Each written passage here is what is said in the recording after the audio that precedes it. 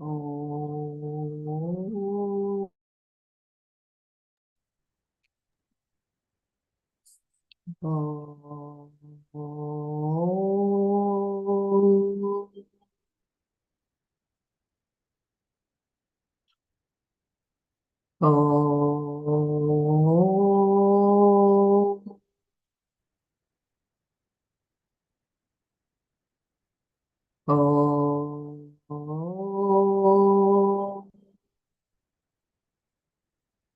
गुरुर्ब्रह्मा गुरुर्विष्णुः गुरुर्देवो महेश्वरः गुरुसाक्षात् परब्रह्म तस्मै श्री गुरवे नमः.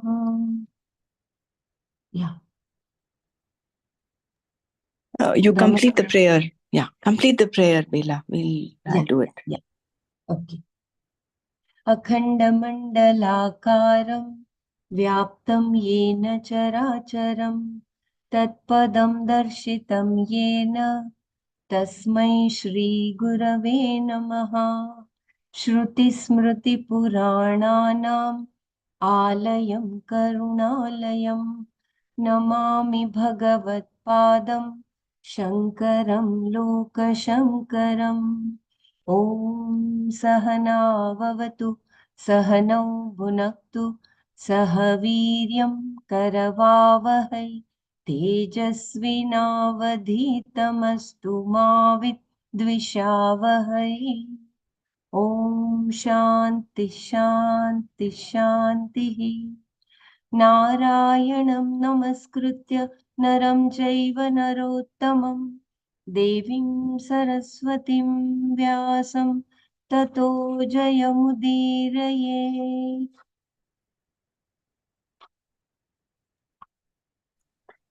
ॐ श्री कृष्ण परमात्मने नमः.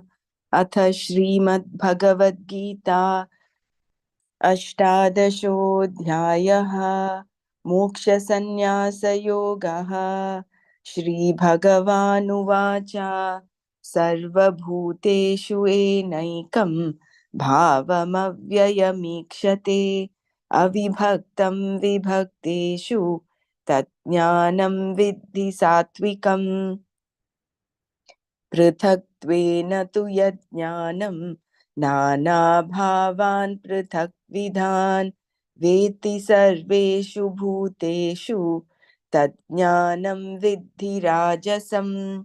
यत्तु कृत्स्नवदेकस्मिन् कार्ये सक्तमहैतुकम् अतत्त्वार्थवदल्पञ्च तत्तामसमुदाहृतम्. नियतं सङ्गरहितम् अरागद्वेषतः कृतम् अफलप्रेप्सुना कर्म यत्तत् सात्विकमुच्यते.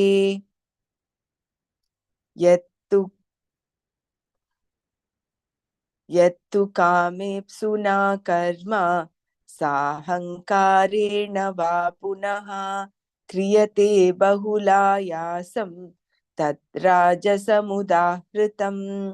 अनुबन्धं क्षयं हिंसान् अनपेक्ष च पौरुषं मोहादारभ्यते कर्म यत्तत्तामसमुच्यते. मुक्तसङ्गो नहं वादी धृत्युत्साहसमन्वितः सिद्ध्यसिद्ध्यो निर्विकारः कर्ता सात्विक उच्यते. रागी कर्मफलप्रेप्सुः लुब्धो हिंसात्मको शुचिः हर्षशोकान्वितः कर्ता राजसः परिकीर्तितः. अयुक्तः प्राकृतस्तब्धः शठो नैष्कृतिको लसः.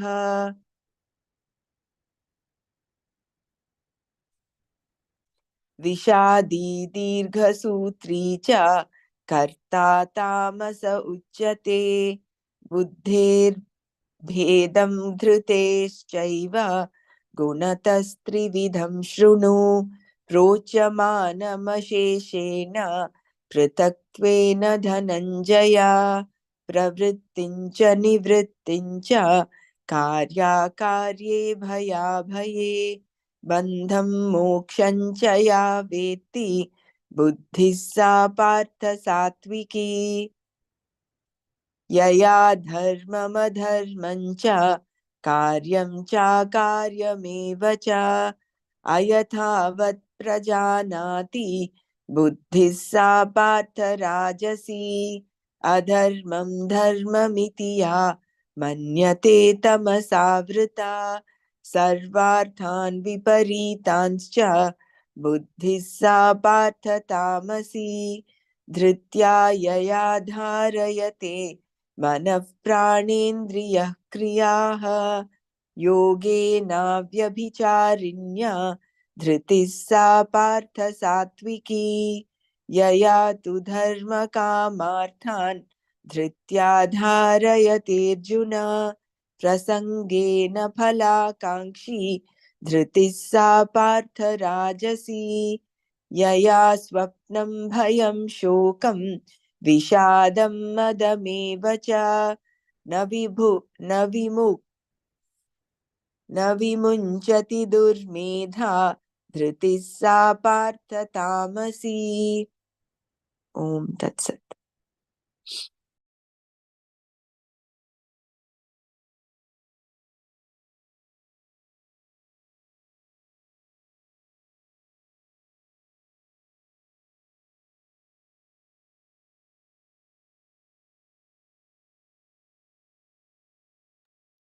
We had done, I think, 30-second about the tamasa mind. Should I repeat or I can go to the next 32? I think we had enough discussion as well, right?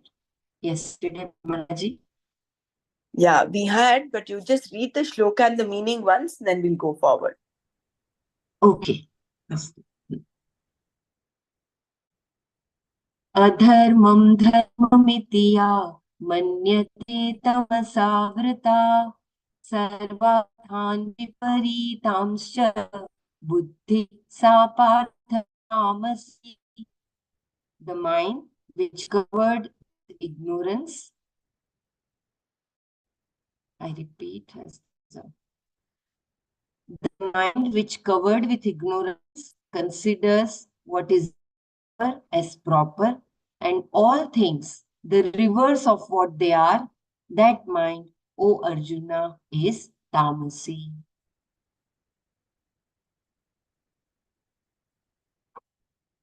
I will just read the last paragraph. Here the three types of antahkaranas are told: satvika, rajas and tamas. But this does not mean they are permanently confined to that. The person who has a tamasi buddhi has to be brought to a condition of more rajas. For that, we make him work or get up and run a mile every day.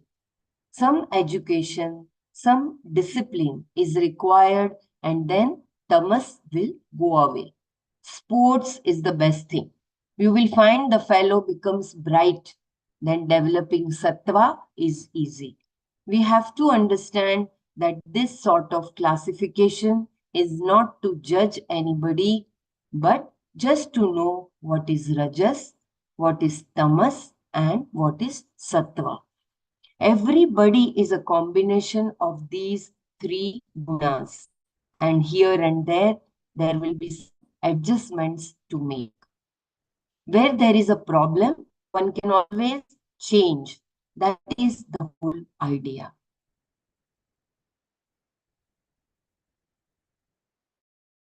Three types of dhriti resolve. Now, yeah. Hariom Belaji, I had this question yesterday also, though I opened late, but the people who are having a tamasic buddhi, to convert them to sattvic, so we'll have to move from first tamasic to rajasic, and then from rajasic it will go to sattvic, right? Yes. Because if you ask a tamasic person to do puja or seva, or he will not do. But out of rajas, he may start doing exercises or maybe dancing, anything of the rajasic activity. So from tamasic, he will first go to rajasic, and then he'll go to sattvic. This is what I understood. Yeah, that's what even I understood. But I also have one question. From Rajasic, can you fall back to Tamasic, or you will only go up? No, because these are that's Yeah. what it is said. You are not confined to one. It could go down and up. Yeah. The energies could work upwards or downwards. Downwards, right. It's all a matter of being aware. Yes. It's all a matter of understanding. Where is this? Yeah, it's all a matter of understanding and staying committed with awareness. So it is not like a tight watershed, like once. I mean, the sattva, rajas, and tamas, they are, say moment to moment, isn't it? It is, they can have, like, I think as we go read further, we will understand that when one is working, the others are subdued. So the whole journey is to get in more and more sattva into the life. And for that, our sadhana, seva, satsang, knowledge, all of this will help in kind of purifying the mind slowly and surely. It's like that example of the grandfather and the dirty basket and the grandchild. Each time he goes to the river to get water, it is getting more and more purified. So like that, slowly as we build in sattva, consciously with that awareness and self-effort, then slowly the rajas and the tamas will get subdued, not that they will completely disappear. As long as we are there in the human body, like we've learned in the previous shloka, as long as there is this nahi deha brita shakyam, so as long as we have got the body, we will have rajas, tamas and sattva working. But what is predominant is what we can work on.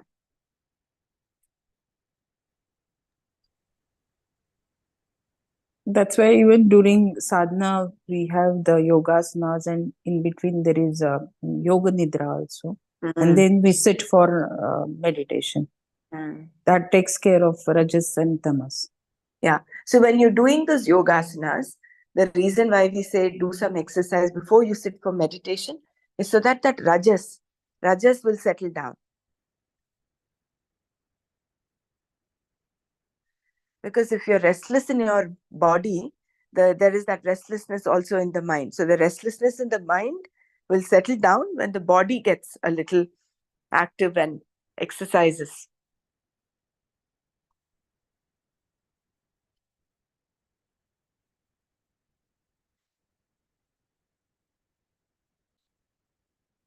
Yeah, I think we can move forward.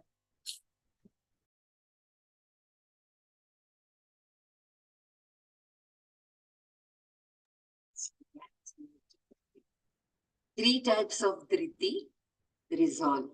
Now we will look to the three kinds of resolve driti. First, the sattviki.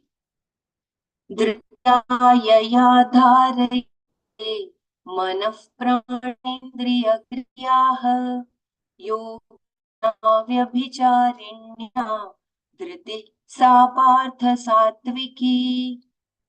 Partha, O Arjuna, yaya, by which avyabhicharinya dritya, unflinching resolve, manaf prana indriya kriyaha, the activities of the mind, prana and the sense organs.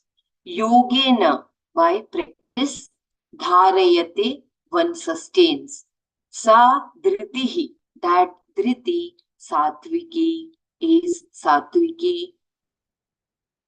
Partha, yaya avyabhicharinya dritya, Manah prana indriya kriyaha yogena dharayate sa vritihi satviki.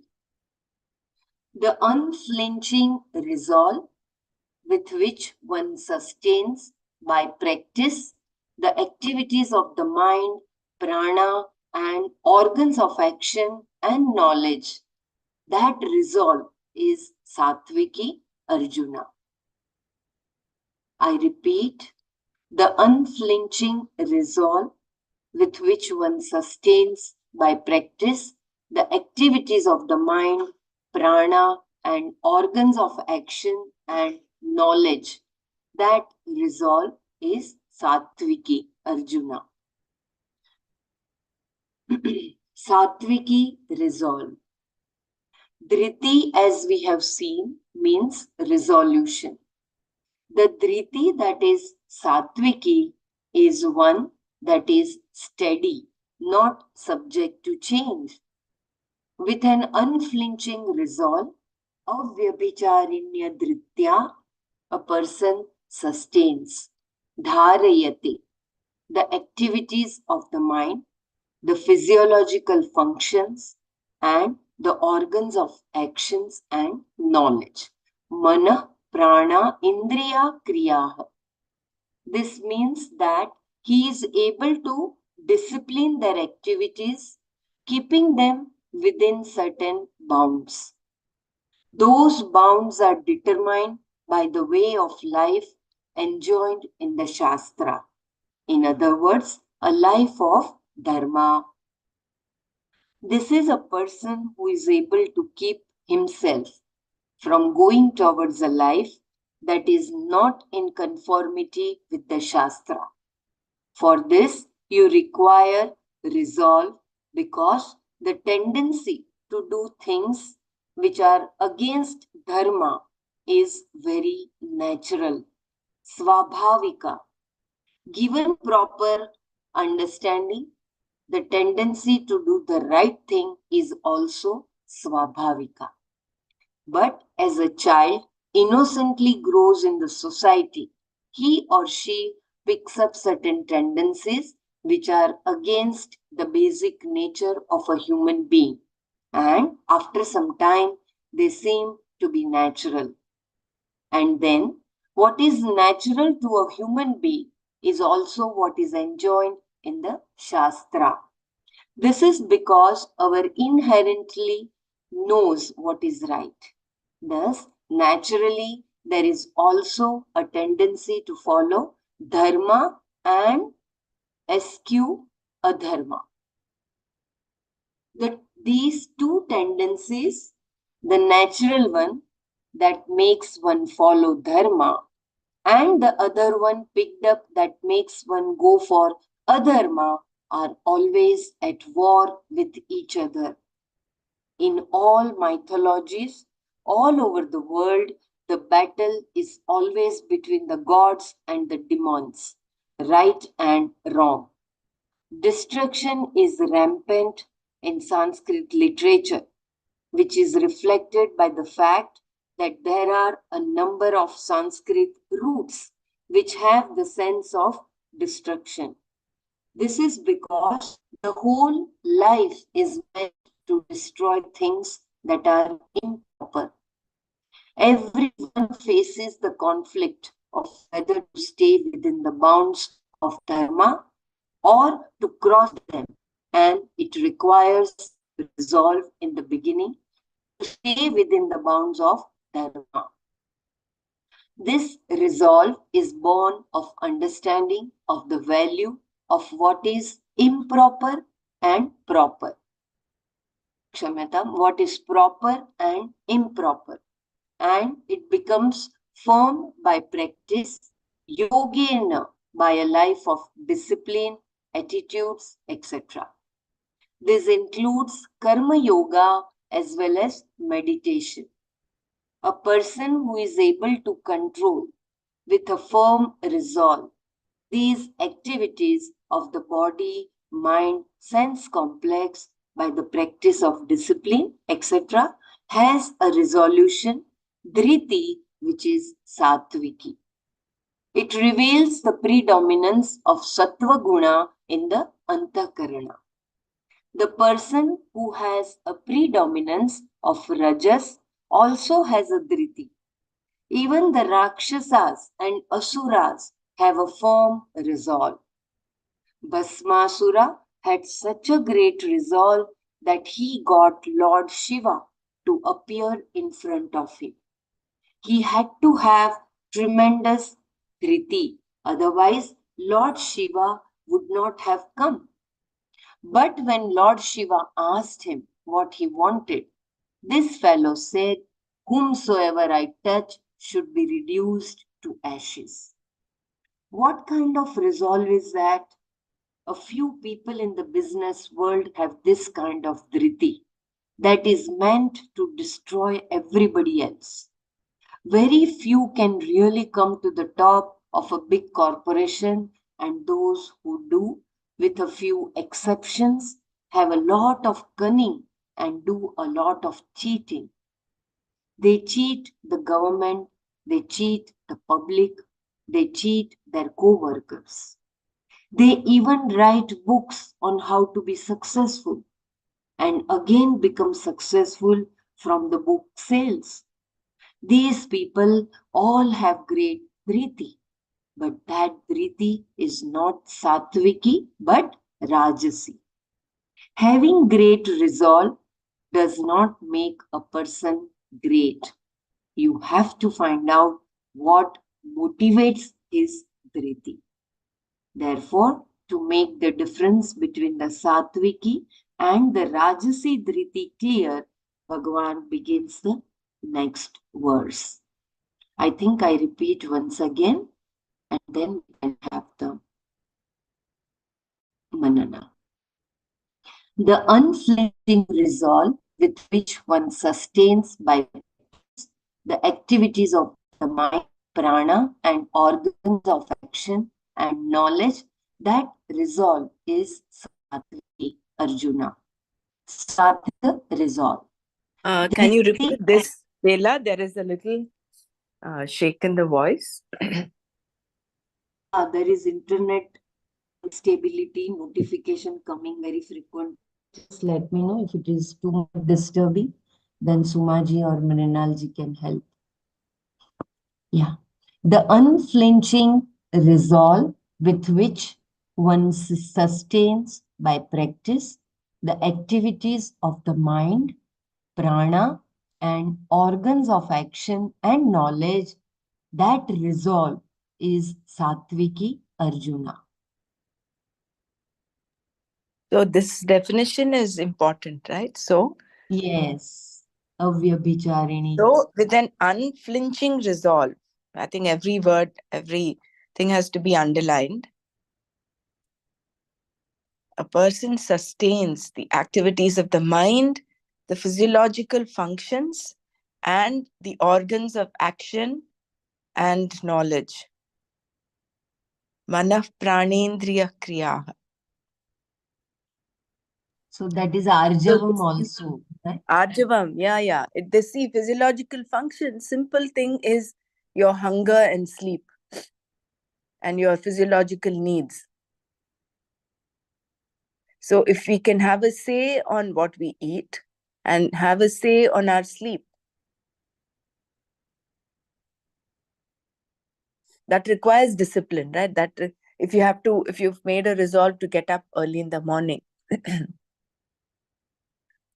that requires a resolve, and you're having a say on your body there, on your physiological function. So that should be unflinching resolve, and the activities of the mind. Yeah. So dhriti means resolution here. And the dhriti that is sattviki is steady. It is not subject to change. Previously we discussed that they're all in a flux, right? They can change. But this sattviki dhriti, once it's developed, it fully developed sattviki dhriti will be steady. Not shaking anyone. Yeah, like you look at Gurudev and all these enlightened masters, they have a satviki dhriti. Of course, they are beyond the gunas. That is different, but as long as they are still um, alive, existing in the human form, the dhriti is satviki.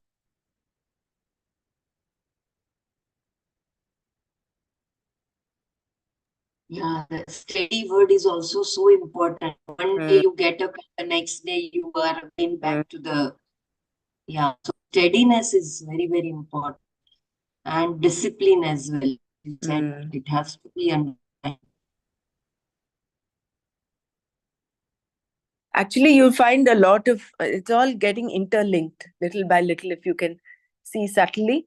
Like, for instance, Karma Yogi is one who does his Nitya Naimitika karmas, right? So that is to be done. That is it. It's an order from the Shastra, and you just do it. You do it again with the attitude of a Karma Yogi. Then you will develop the Satviki Dhriti. See, if the Nitya Naimitika karmas are done as per convenience, today I don't feel like doing it. The difference between feel and commitment. Commitment, if you're committed to doing, that's a Satviki Dhriti. If you go with your feelings and say, oh, I feel like doing it today, I'll do it. I don't feel like doing it today, I will not do it. Then you're slipping down to the Rajasi and probably also Tamas. So that commitment is so important. That resolve, that firm resolve. Yeah, come what may be. Yeah. Very true. And we learned earlier that there are panchaitani for any action to be done. There are 5 aspects to it. One is the manas, the buddha, ahankara. Then you have the organs of action, organs of the sense organs, the prana, and desire, adhisthana, adhisthana is the first one, right? Yeah, Devi Krupa, Devi and Devi. Yeah. So adhisthana tatha karta. Yeah. Panchaitani. So all these have to be changed for the better, to have to be transformed into Satviki. So all of them.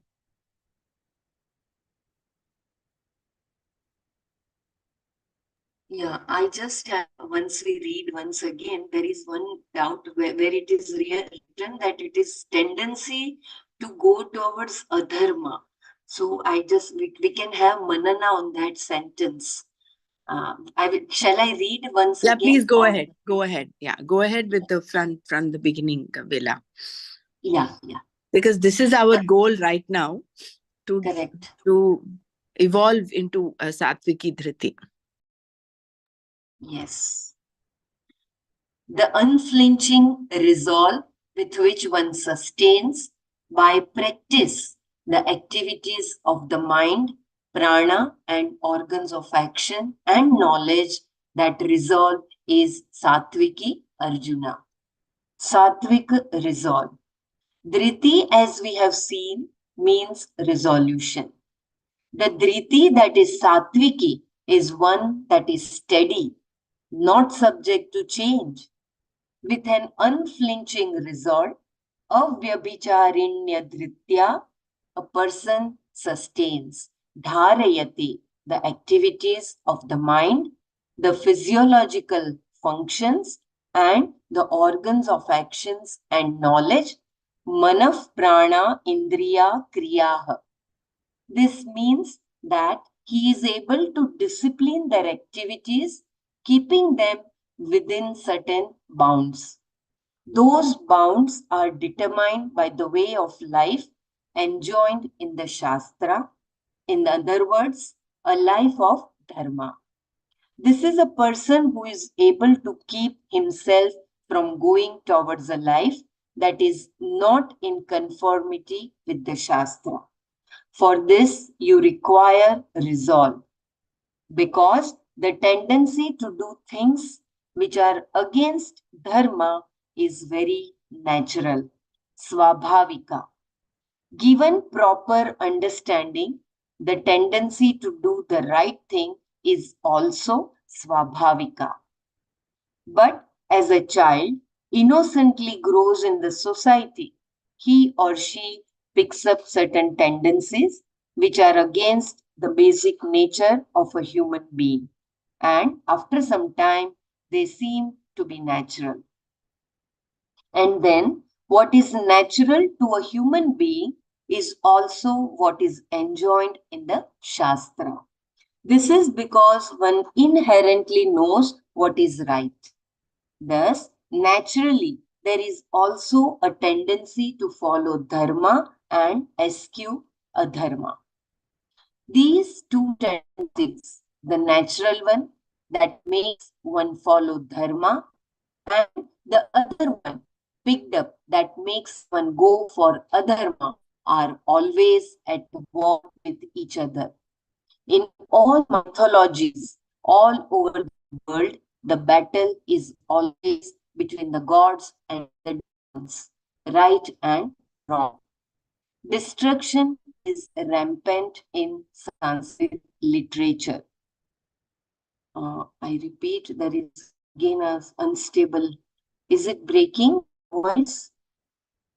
I read once again. Yeah, you can go ahead.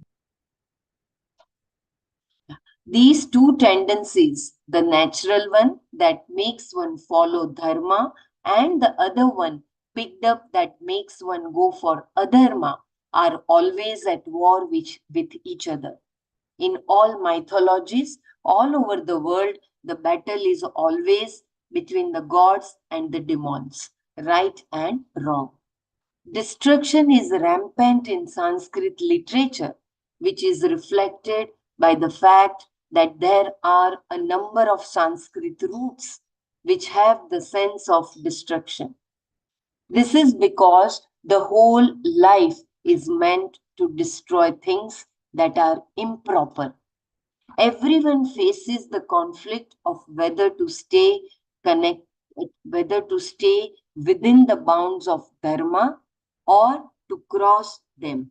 And it requires resolve in the beginning to stay within the bounds of dharma. This resolve is born of one's understanding of the value of what is improper and proper. And it becomes firm by practice, yogena by a life of discipline, attitudes, etc. This includes karma yoga as well as meditation.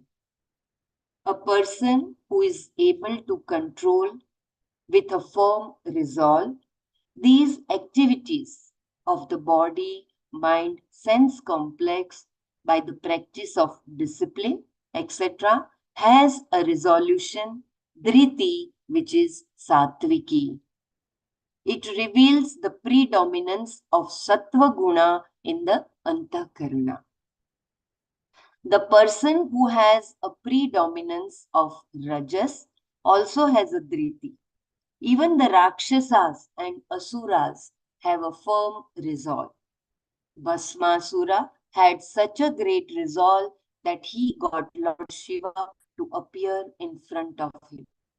He had to have tremendous dhriti, otherwise Lord Shiva would not have come. But when Lord Shiva asked him what he wanted, this fellow said, "Whomsoever I touch should be reduced to ashes." What kind of resolve is that? A few people in the business world have this kind of dhriti that is meant to destroy everybody else. Very few can really come to the top of a big corporation, and those who do, with a few exceptions, have a lot of cunning and do a lot of cheating. They cheat the government, they cheat the public, they cheat their co-workers. They even write books on how to be successful and again become successful from the book sales. These people all have great dhriti, but that dhriti is not sattviki. but Rajasi. Having great resolve does not make a person great. You have to find out what motivates his dhriti. Therefore, to make the difference between the Satviki and the Rajasi dhriti clear, Bhagwan begins the next verse. So beautiful. We all have both opposite values as it is given. It is Svabhavika. But which one we choose with the practice, with the yoga and meditation, that decides whether it is Satviki or Rajasi. Yeah, kindly share your understanding. Very, very beautiful. So this Mahabharata is not outside, it is in the mind for every person. The pull of the natural, we're all born with these human values, but it is these tendencies that we pick up from living in the society. In one of the earlier chapters, maybe in chapter 3 or 4, it was Swamiji explained how the society imposes, the way the society imposes what is values, it superimposes those false values on a child, like money is important, fame is important, wealth is important. So you start developing this shobhana dhyasa towards these which are not actually of any value. They have their value, but we tend to superimpose a lot of value on that. And in order to get that fame, in order to get that money, you will not mind doing things which are adharmic. That becomes a tendency, and that is why it has become swabhavika there. The tendency to do adharma, like a businessman telling lies or cheating, not paying income tax. Why? Because he wants to build his profit.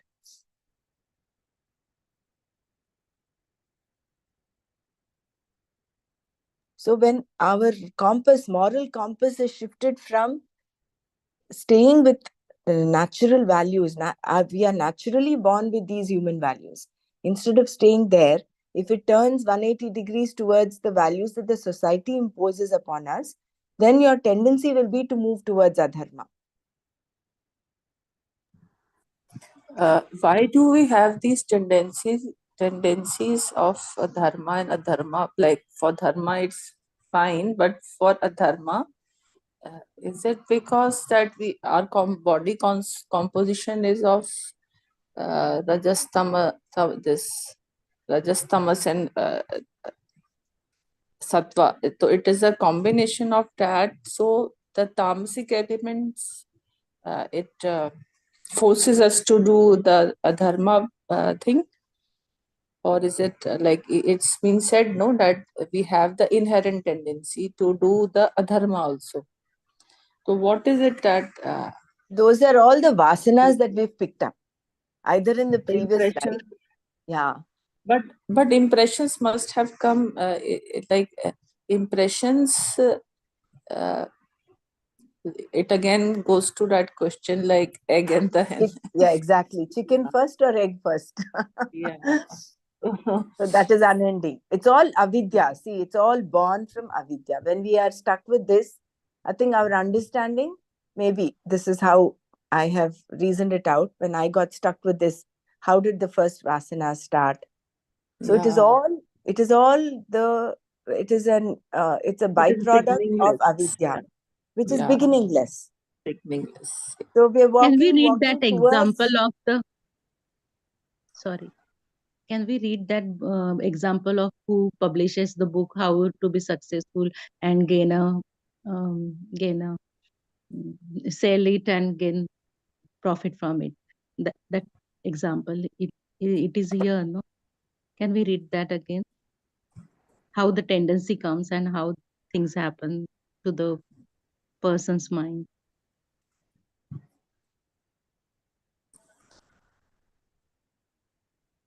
No, it is in it is not an example. It is just described about the person who does not have that sattvic dhriti. He will do anything for getting success. He will do anything. So that is why they have written that he can even write books on how to be successful. And it is all that it is the Rajasic dhriti which is being talked about. This Rajasic, the person who cheats his co-worker, he wants to be successful, he write books. So this is Rajasic. Just examples are given. Yeah. You have to find out what motives his dhriti. The next verses you will get the answer. Yeah, see, having dhriti is not is important, but what kind of a dhriti do you have? Great commitment is there, but is the commitment towards the good of all, or is it towards destruction? Like the Rakshasas and the Asuras, they also had great dhriti, great commitment. So what motivates the dhriti is important. And for a karma yogi, the only one motivation is number one, moksha. Second is antakarana shuddhi. And he does everything as with that yajna bhava. So there is no way that a karma yogi will become adharmic. Therefore, he develops that steady satviki dhriti. So again, coming back to us, for us it is being more and more of a karma yogi in our day-to-day activities, day-to-day life, the way we think, the way we do. Then we're slowly evolving into the satviki dhriti. How to increase dhriti? How to increase the dhriti? Sometimes for food, my dhriti goes away. How to increase that? I think out of understanding, no? Out of knowledge, out of understanding. With understanding, then you will get the value of the values. Why am I following this? Because there is a value of the value. Whereas if your thinking is clouded, it is going towards adharma, then for instance, I think we had this example of this person who wants to get wealthier than his neighbor, and he plans to break into his house and get the money. If you recollect this, for him, the value was of money.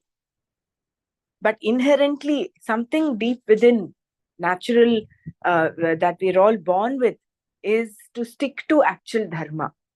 That little inner voice is telling him that what you're doing is wrong. But then he was overpowered by the value he had for the money. Therefore, he doesn't mind committing a theft. So, listening to that inner voice and staying in that requires understanding. It might give you some hardship. Like, for instance, yesterday, I think Loveleen had shared the opportunity of doing Aarti for Gurudev, and she was in her periods and she couldn't actually. People around were telling her, no, go, do, doesn't matter, who will know, right? But she listened to her moral compass. She said, no, I cannot do that. That requires a lot of resolve. That requires a lot of, and I think time and again, I don't want to say Bhagwan tests us, but we get these situations in our life where you are required to make a decision. Are we going according to our raga dveshas? I like doing this, therefore I'll do it. Or are you sticking to dharma? So therefore, this Mahabharata is actually every moment to moment happening in our own mind. The Rakshasas, Asuras, and Devas are the Satviki dhritis, the Satvik thoughts, and the Rajasic thoughts in our own mind. Yeah, a few days back, Give like, just shared a small this thing. Uh, this was the chola kulcha was made, right? The kulcha, naturally, it was from the market. So I was thinking, why to eat maida? But I thought, okay, if it is eaten once, so it never mind. But when I started taking my food, then I thought that why should I eat? Only because of that laziness that I have to make my 2 chapatis. So that thought, it was, you feel nice also eating flour, that refined flour. It tastes good. But that thought came, ki why should I eat? It would harm me. So I just then thought that no, I will not eat, and I'll make my own chapatis. So these are the in small incidents like happening per day with each of us in each one's life. So this is the asura and sura acting in our own mind, which plays us basically. So only by the help of knowledge you get out of it. You think, no, it is not good for me, so I'll not do. So it is these small incidents happen on daily basis. Wow, very wonderful sharing. Yeah, thank you Yesterday, for for sharing. instance, I actually woke up with a very heavy head, and one part of my mind was telling me, you know what, you can just lie down and just listen, doesn't matter. But then the other thought that came up was, no, taken this as a discipline. So no matter how you feel, just get up and get going. I mean, I'm not saying you should harm the body, but then it went on. If I had listened to the body, see, habits form just like that, and the body and the mind are so. The mind here, it's all about the mind, less about the body.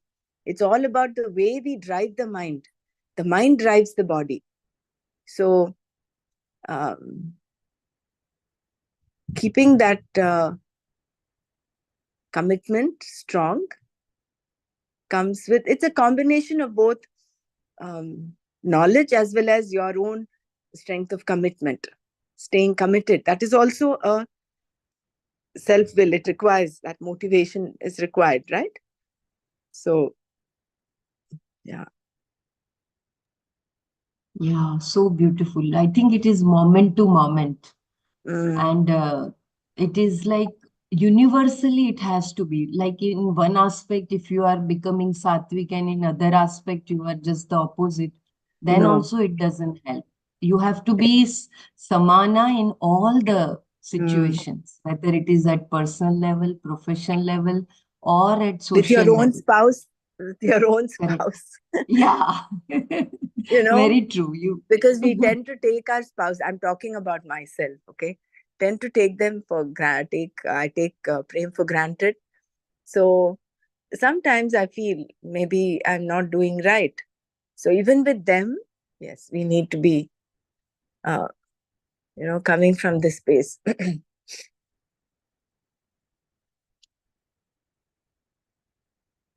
It's basically refinement of our thinking. Ultimately, it is the thought that creates the action and speech. So manasika, vachika, and kayika. Yeah, that is Arjava. When you are same Putting all in of all, them together. Yes. correct. Integrating them. You don't need to wear that mask, Yeah. See, we're all which keeps you saying all free this. also. Yeah. Vachika, we're expressing it. But how much of this is actually being implemented? Right.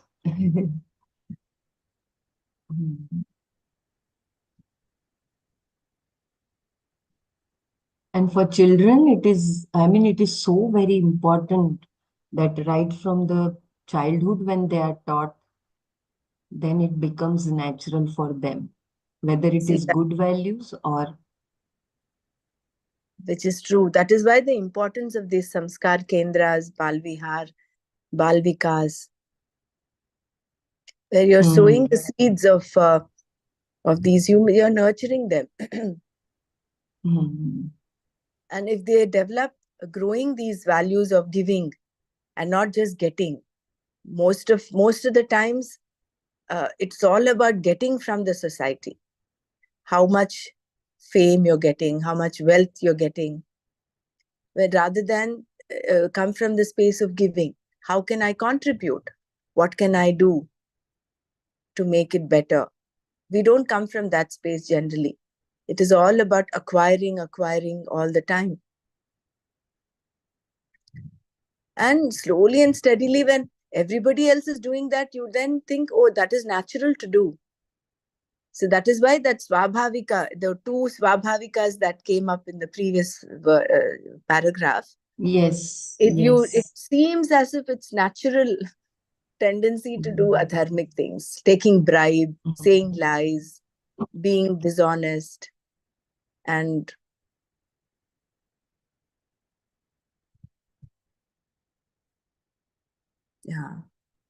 Yeah, in previous it was said also, no, the Rajas tells the other one that okay, tell lies, it is okay to say once or twice.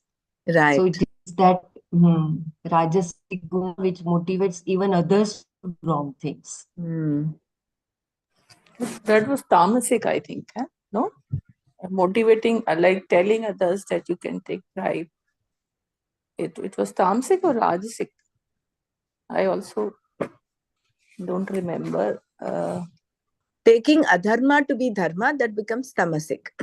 Tamasic. Yeah, it was tamasic. Yeah. That you cannot survive without lying. That is tamasic mind, right? The story of Bhasmasur was like what I remember a little. He was doing that tapas, and when he was doing tapas, then of Lord Shiva, then Lord Shiva appears in front of him and asks him for a boon. So he said that whatever whomsoever I touch should be reduced to ashes. So Shiva, as he's very innocent God, he gives without thinking. Like, okay, he gives the boon. Then Bhasmasur said, "Ki how would I know that it is like it is working?" So he said, "I will keep my hand on your head, on Lord Shiva." So Lord Shiva was surprised that now how should I save my life? So then Bhagwan Vishnu came, and he suggested some in a way that he got hidden in his body, in Bhasmasur body, and then he said, "You keep your hand on the navel," and he caused himself to destroy, like he destroyed himself. Though he said that he's residing in your navel, or I don't remember, throat or navel. And then he said, "You put your hand on this, and you will come to know." And then he destroyed himself. It was maybe, yeah, this is one version probably, but the version that I know is that Vishnu takes the form of Mohini. And Mohini, no, that was for Rahu. That was for Rahu when they were fighting for this thing, na? The Amrit. No, he At teaches that them dance. He teaches him dance, the Bhasmasura. And in one of the dance poses, he puts his head on his head. His hand on his head.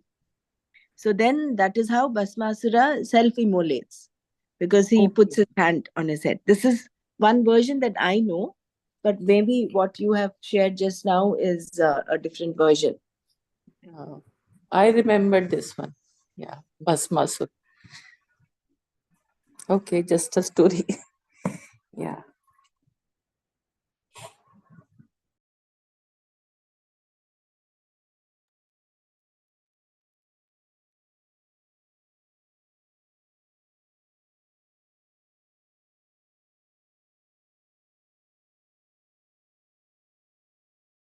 Bela, are you able to continue, or you need someone to read?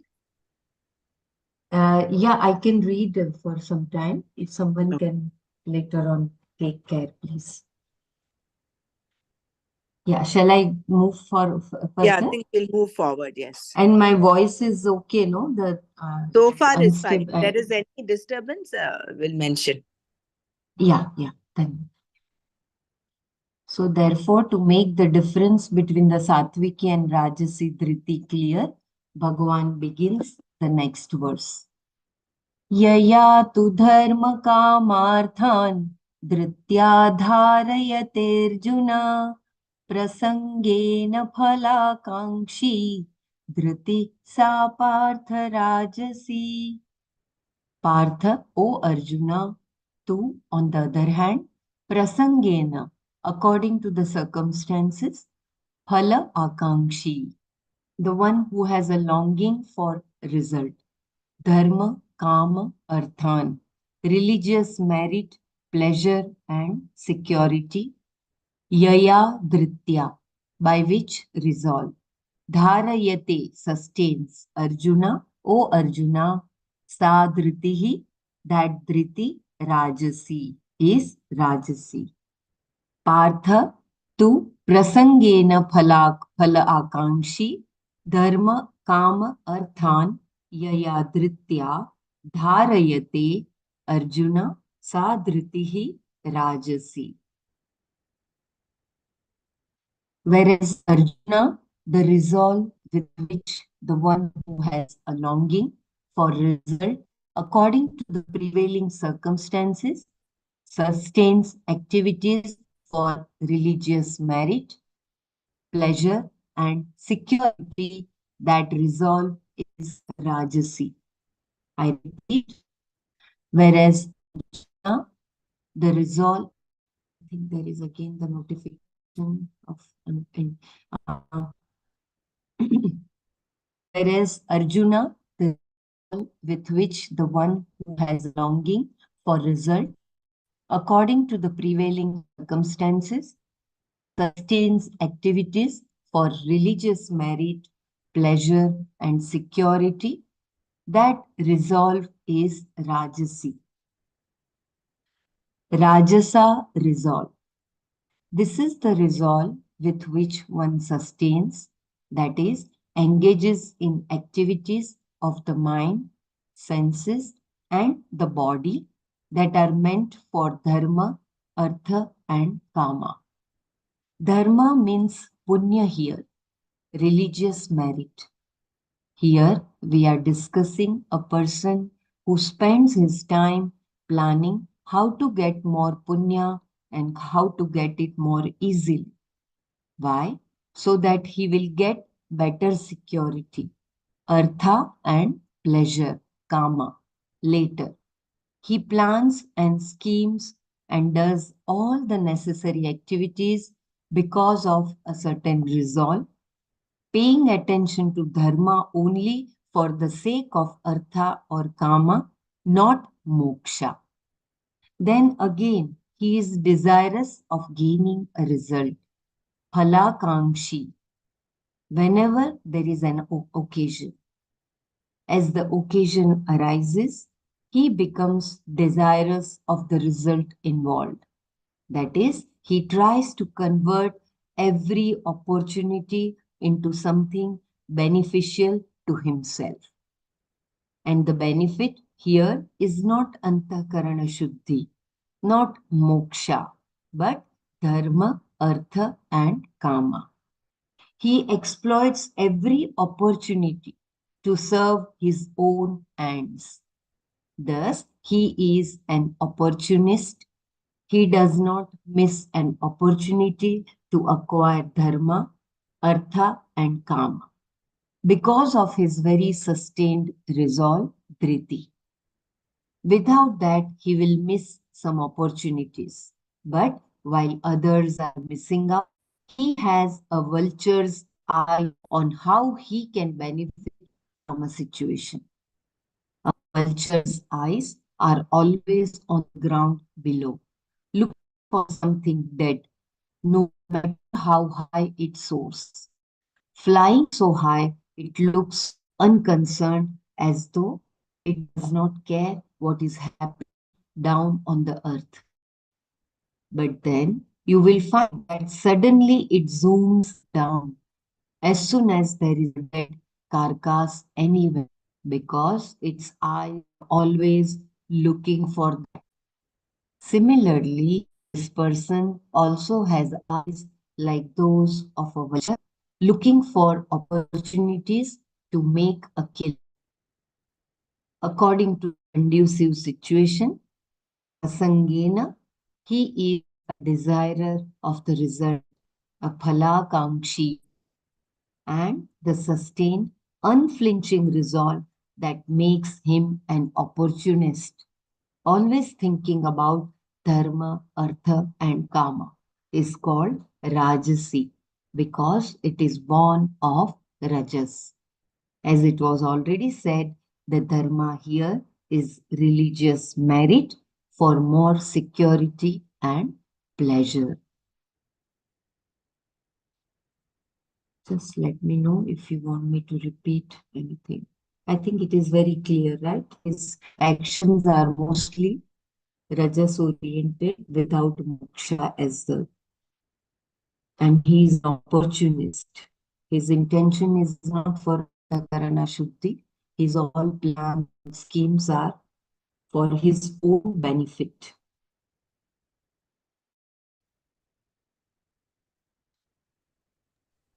Ultimately, the basic question is whether you're working towards the small I or the big I. If it is the big I, you are on the sattviki path. If you're working towards the small I, just inflating that small I, that becomes rajasic.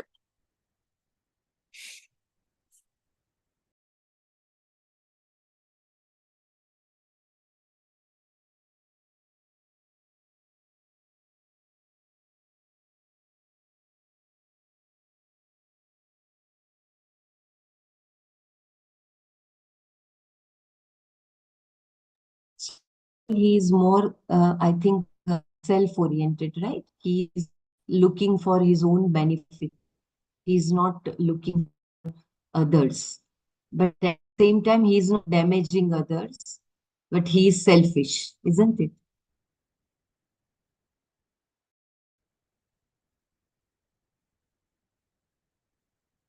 Yes, he is not, he's selfish, self-centered, and he's got all this,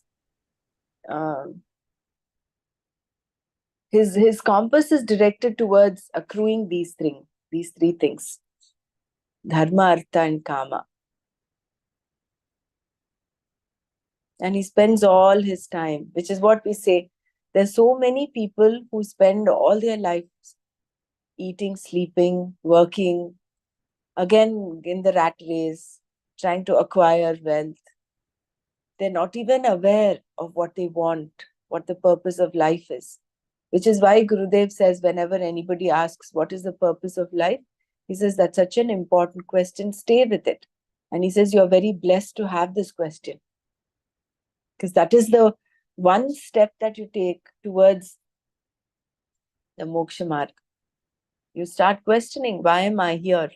What is my purpose? Who am I?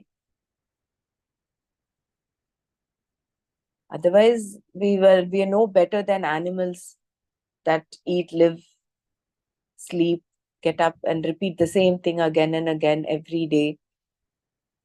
Except that animals don't have the, they're doing it only reflexly. Whereas here, we tend to go on accruing these vasanas that will affect our dhriti, affect our karma and karya and jnana.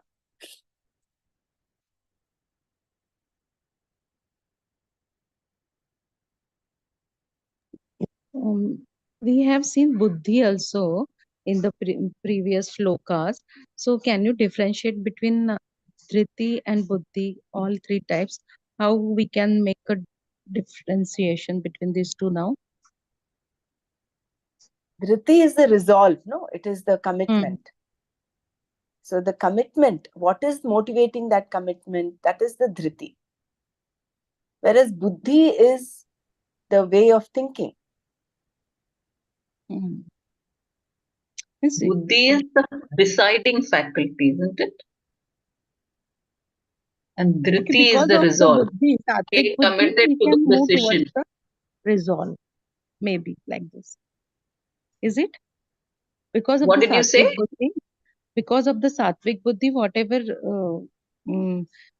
decisions or whatever we are on, that turns to a firm resolve, then that it will become a sattvic dhriti. Is it like that? Yeah. My Correct. understanding is that buddhi is the one that decides.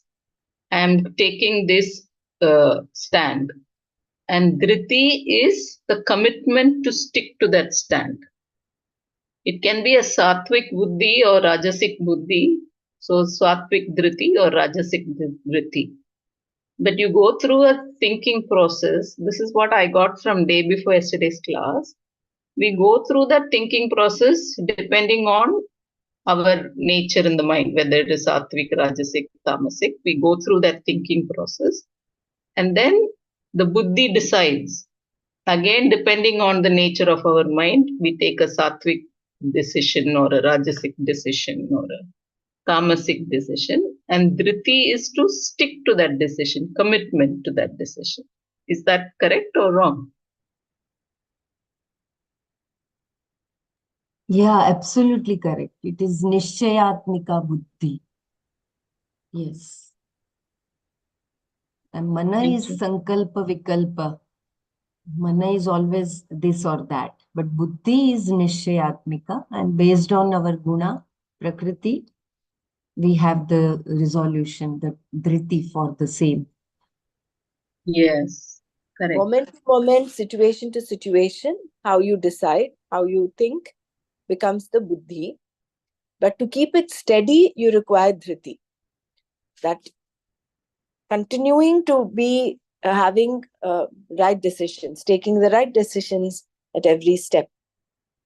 That requires. So that is where the distinction comes between thinking process and decision making process. There is a distinction. Your thinking process is that continuous stream of sankalpa vikalpa. They keep coming in. You decide this and that, keep shifting. Then finally you take a decision. That is, your buddhi says this is it. Then you stick to that decision. And yesterday you said, no, once you take a decision, don't regret. So that is the dhriti.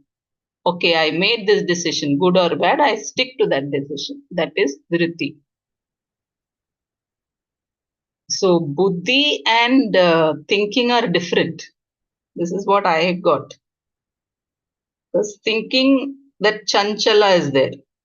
Because one thought comes, then the next moment an opposite thought comes or a different thought comes. So that stream of thoughts keep coming, and if we are a rajasic person, then we are restless, agitated.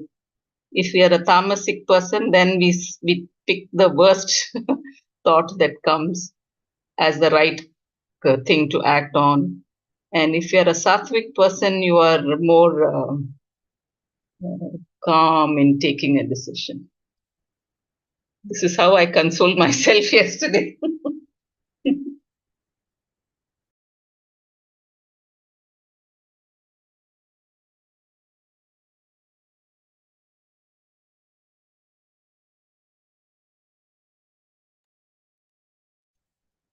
Say something, somebody. Yeah, very true, Sumaji, very true. It is depending on our Prakriti, guna, we tend to have even the dhriti, like it said in here, Rajasic, no? Even though he is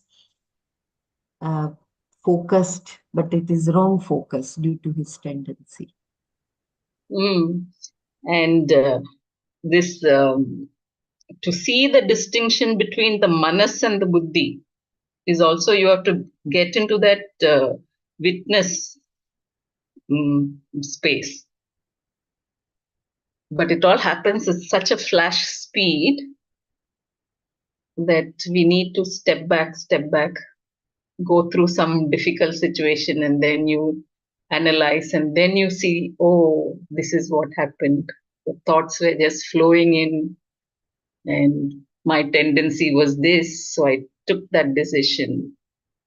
And then I didn't stick to that decision, but I felt miserable. So then I saw, okay, this is the driti.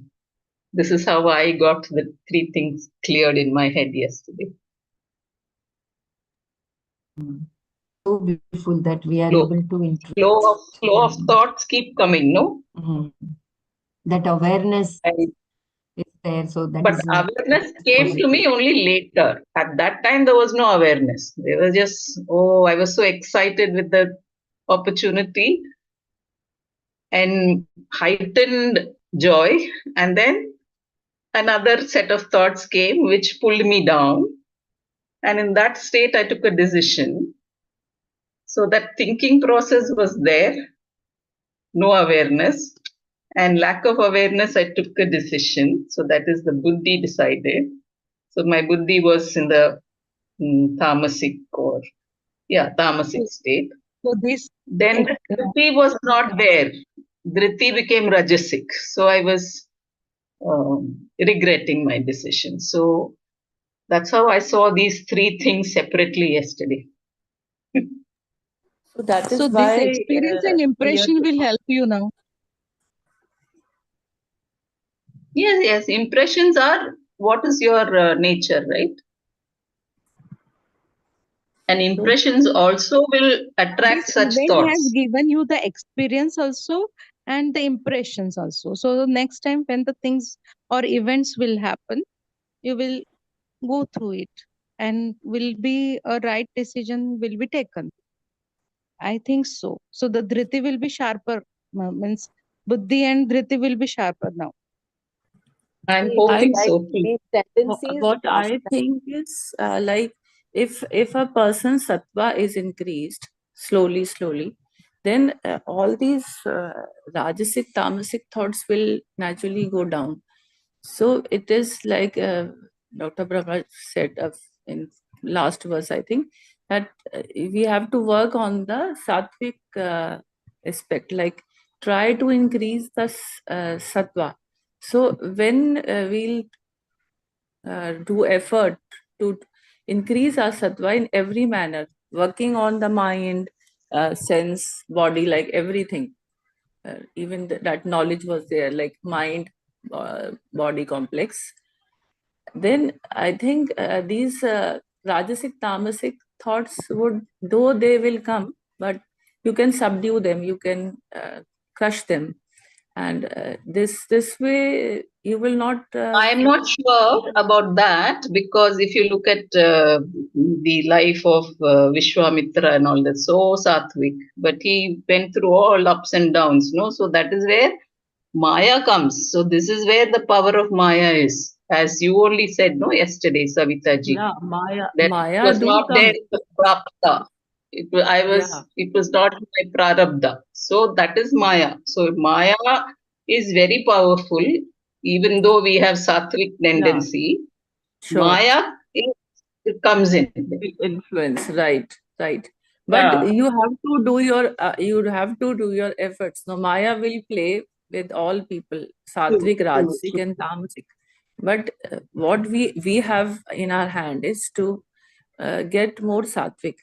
So then maybe at one time you will not be able to listen to your tamasic desires. Then that time you will be more sattvic.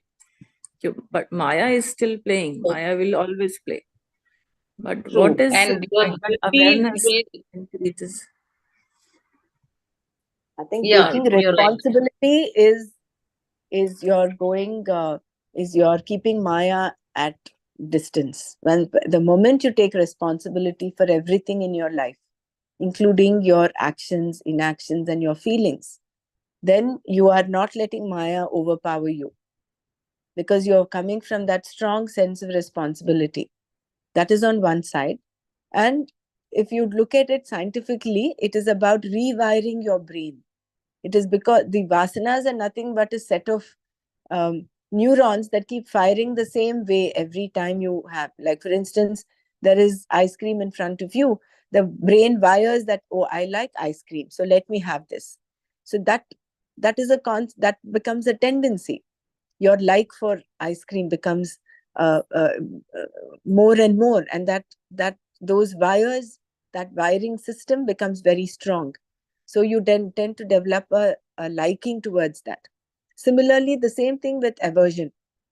Something which is healthy, salad, oh, I don't like salad, it is yucky. So those wires, those brain wiring becomes strong. Now what is about developing this dhriti, the way of thinking or decision making, is to rewire all of them out of understanding, out of knowledge. You slowly and steadily rewire them. So you start developing uh, a new set of impressions, so to say, which are sattvic, which are aligned with dharma. And then even more and more. So what happened to you, that opportunity you had, you felt elated, but then because probably the wiring in your brain was so strong, with which prompted you to make the decision of what you took, finally what you decided. So now, out of understanding, if such a situation happens later in future, now there is that understanding. That understanding will slowly redirect those wiring into proper decision making, or more appropriate decision making. So it's all about, again, redoing our tendencies from all the tendencies that may have been tamasic, rajasic in the previous lifetimes, even in this life. We're slowly making them, rewiring them to become more and more sattvic. So then the old impressions will lose their firing capacity. They become duller and duller, and finally they get subdued. And then what remains is that Shuddha Antakarana. So when all your wiring happening in the brain is clean and pure, that is the purity of heart that I think Gurudev is accruing to. Clarity in your mind, purity in the heart, and sincerity in action.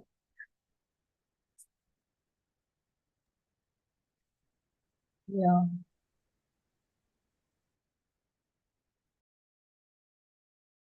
As you rightly said yesterday, breaking the patterns, means habitual patterns.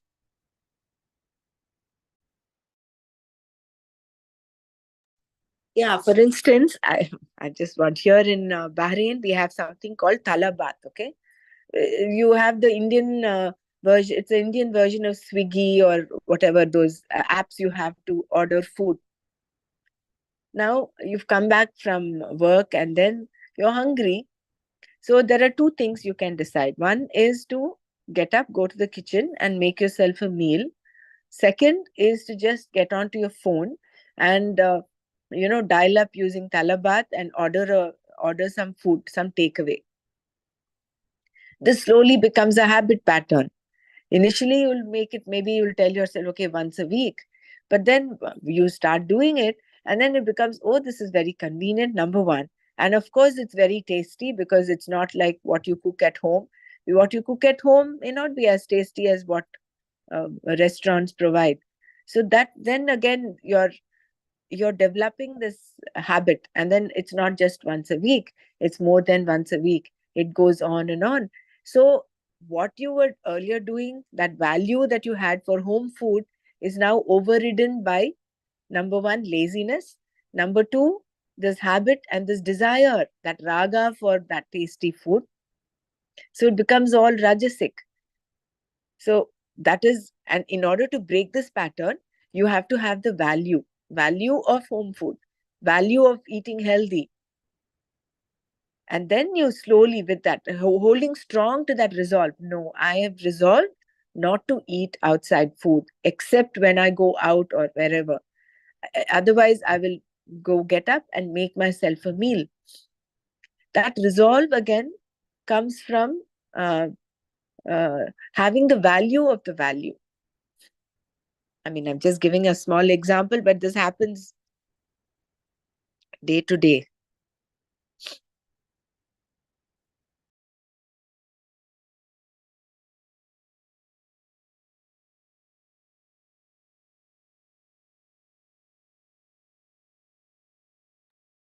I mean, I don't want to create any guilt feeling in any of us there who are, eating food from outside. That's not my intention. And my intention was only to mention that how habits and tendencies can form. Very beautiful and very true. Can I think someone take over, please? nobody is eating in this group. At least I can assure that nobody will be eating from outside regularly. Actually, that doesn't taste good now. Once you start cooking for yourself, you don't like to eat out. We don't like food outside. Like for me, if you just give me simple two parathas with pickle, I'll be happy, more than happy, rather than eating outside. Yeah.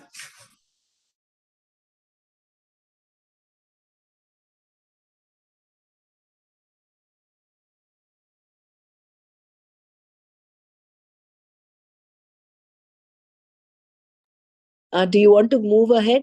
Bella, are you able to read or you need some help?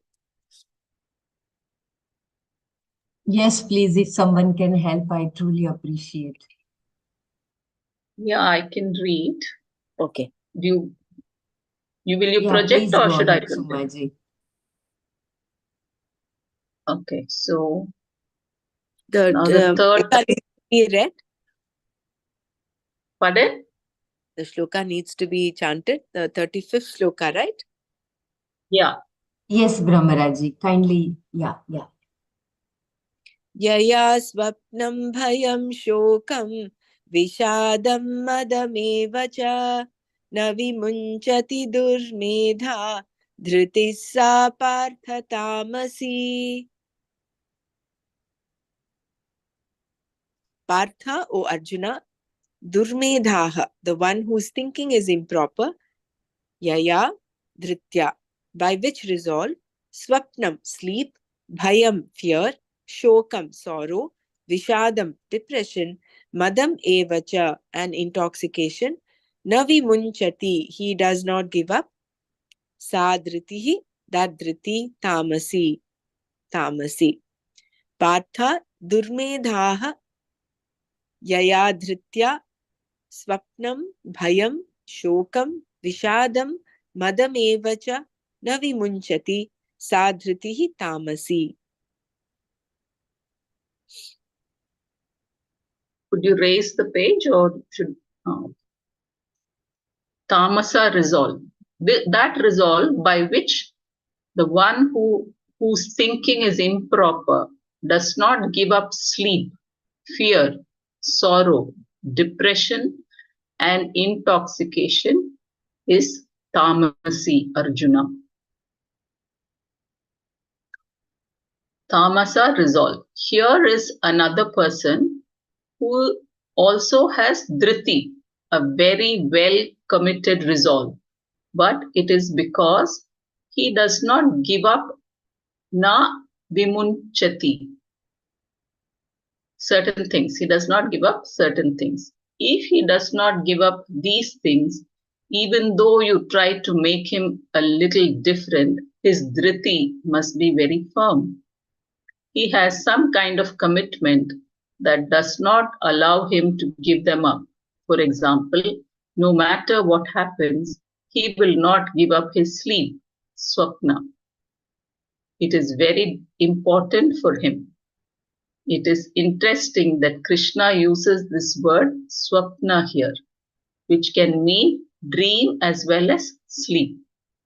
From this, we can understand that not only does he sleep too much, when he is awake, he spends his time daydreaming. If he does not sleep, he daydreams, and thus we say he does not give up swapna.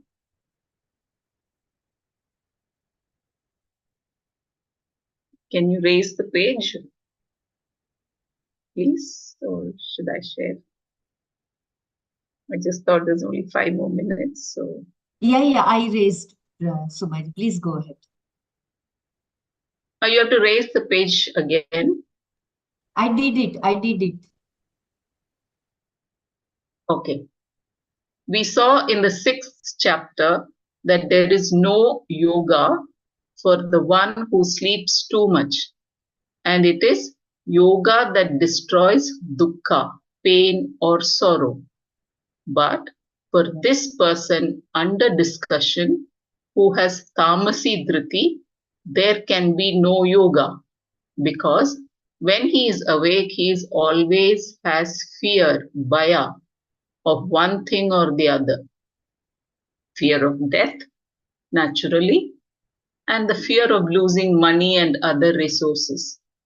He cannot give up this fear because he will not do anything to get rid of it. You must do something to give up fear, and for that, a certain type of resolve is required, which he does not have. As long as he does not address the problem, the fear does not go. For the same reason, he cannot give up sadness, shoka. He will not do anything to address his sadness, and if you talk to him for 2 minutes, he will make you also sad. He has such an infectious sadness that anybody coming anywhere around him becomes sad.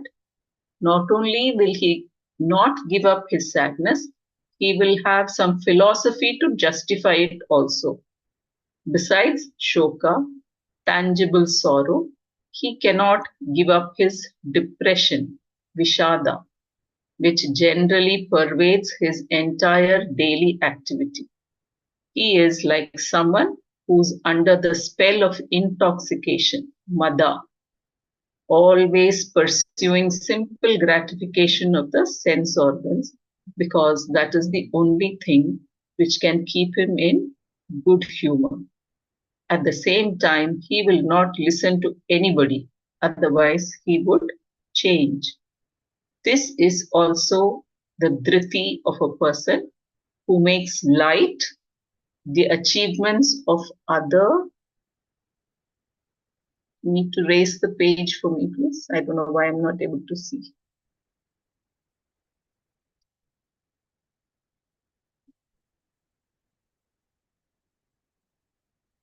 Could you raise the page?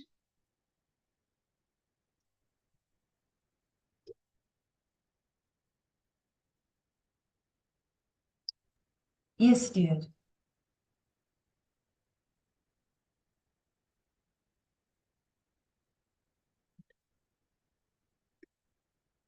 This is also the dhriti of a person who makes light the achievements of other people while inflating his own, because he is intoxicated by vanity, fighting his own inferiority complex. He puts on a superior air, otherwise he has to face himself, and this is very painful. When he sleeps too much and has fear, bhaya, sorrow, shoka, depression, vishada, what kind of self-opinion will he have? How is he going to avoid an inferiority complex? It is impossible. But how does he fight that complex? By dismissing the whole world. That appears in the form of an air of superiority, which means he has no way of learning. Therefore, we say he does not give up his intoxication. Madham na vimunchyati. If he would listen to somebody, he might change. Because of mada, the fellow cannot bend down to anybody. This arrogance is the expression of his ignorance. And when he thinks his thinking is not proper, he is a durmedha. This resolve of a person whose thinking is distorted is called tamasi dhriti. And when he thinks his thinking is not proper, is that making sense? When he thinks his thinking is not proper, he's a durmedha. Should be when he thinks his thinking is proper, he is a durmedha. This resolve of a person whose thinking is distorted is called tamasi dhriti. Isn't it? Because if he's thinking that his thinking is not proper, then he'll want to change. But if he thinks his thinking is proper, and he won't listen to anybody, No, will not. his thinking is improper. That's what Swamiji is saying. It's not like he is thinking that his thinking is proper. When he thinks, his thinking is improper. The resolve of a person who's thinking distorted. It's the tamasi dhriti. That second sentence makes sense. But the first sentence, you see, when he thinks,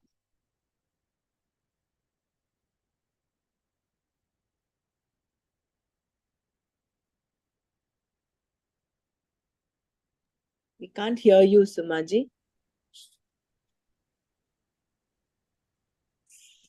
Gone beyond time today. I think there's some internet instability there. She left. So I think we will continue tomorrow. We'll read the Rajasi and the Tamasi Dhriti one more time. And we'll move forward. Om Loka Samasta Sukhino Bhavantu. Om Shanti Shanti Shanti. Om Tat Sat Shri Krishna Arpanamastu. Jai Gurudev. Is anybody able to share the Maya Panchakam?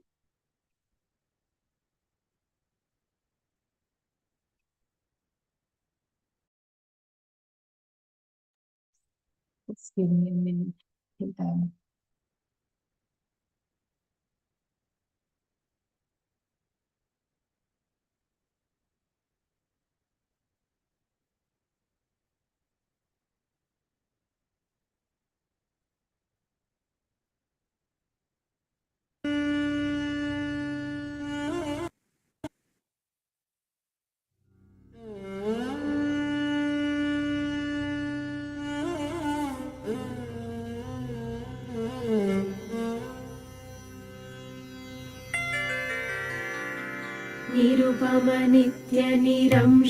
निरुपमनित्यनिरंशकेऽप्यखण्डे मयि चिति सर्वविकल्पनादिशून्ये घटयति जगदीश जीवभेदम् त्वघटितघटना पटीयसी माया त्वघटितघटना पटीयसी माया श्रुतिशतनिगमान्तशोधकानपि अहह धनादिनिदर्शनेन सद्यः कलुषयति चतुष्पदाद्यभिन्ना न घटितघटना पडीयसी माया सुखचिदखण्डविबोधमद्वितीयम् वियदनलादिविनिर्मित्ते नियोज्य भ्रमयति भवसागरे नितान्तम्